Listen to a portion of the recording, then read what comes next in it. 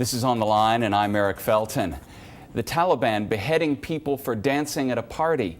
NATO military trainers murdered by Afghan army recruits. How grim is the situation in Afghanistan as the U.S. and its allies reduce their forces there? I'll ask my guest. James Robbins, senior editorial writer for Foreign Affairs at the Washington Times newspaper and author of the book, This Time We Win, Revisiting the Tet Offensive. Welcome. Thanks for joining us, Thanks, Jim. Eric. So, President Obama was recently asked about the killings by Afghan soldiers of ISAF forces, and he said, "We are deeply concerned about this from top to bottom." How big a concern is this for the U.S. at this point? Well, it's a big concern because, number one, we don't want Americans being killed when they're just out there trying to help the Afghan people stand up their security forces. But the other reason it's important is it demonstrates that there's a lot more to do with that mission. The United States has committed itself to a timeline to withdraw from major combat forces from that country by 2014. And there has to be an Afghan security force in place by then in order to keep the country stable. And lacking that, I mean, the U.S. is still going to withdraw no matter what. So. And this NATO there's really a political consensus on that in the U.S. Paul Ryan, the vice presidential nominee, was asked about this and said 2014 seems like a reasonable, timetable to him. Right. This is an important signal to the Afghan government that both sides in the current political race, I mean, if there was ever going to be a dispute, it would be during a presidential election. And the Republicans have pretty much acquiesced with the policy of the current government and said they're not going to challenge it, which is what Mr. Ryan was basically saying. So there's no debate. America is leaving.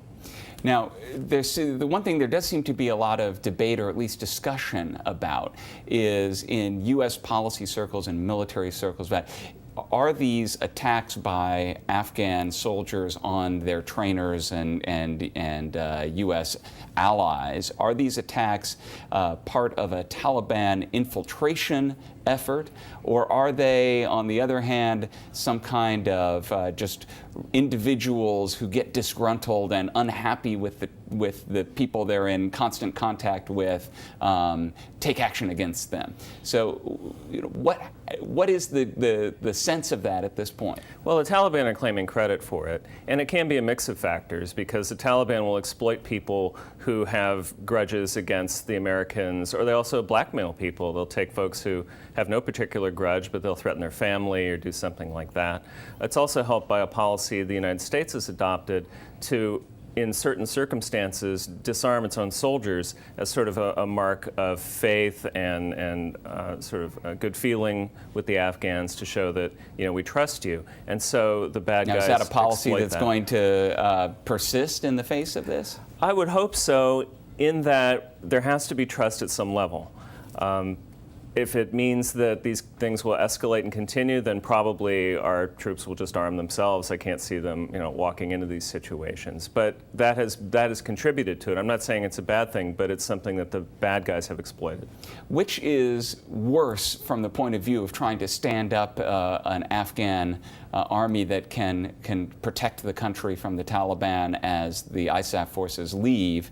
Which is worse, that there could be some Taliban infiltration, or that the people who make up the force are so unhappy in general that they're regularly turning on their trainers? Well, those are both really bad, particularly if they're just unhappy in general and spontaneously doing it. That's extremely bad. And we expect the Taliban to be up to these things. But what we would like to see, I suppose from a policy standpoint, is that the Afghan people understand what the NATO mission is and want to defend their own country. If people aren't even interested in supporting the government and maintaining stability for their own country, then that implies that the entire mission has been a failure. Now, there may not be dispute within U.S. political circles now about the withdrawal in 2014, but it does seem that the political question going forward is going to be the extent to which the U.S. will continue to support the Afghan government, the Afghan military, and how at risk will that support be if these kinds of things keep going on? I'd say it's at risk now. I mean, it's at more risk with these things going on, but it's definitely at risk because there's not really a strong political consensus to continue to help out Afghanistan. Of course, politicians talk about it, and no one wants to admit that we would not. But the American people have kind of tuned out of this war. It's not really seen as important to them. To policymakers in the Defense Department, it's very important.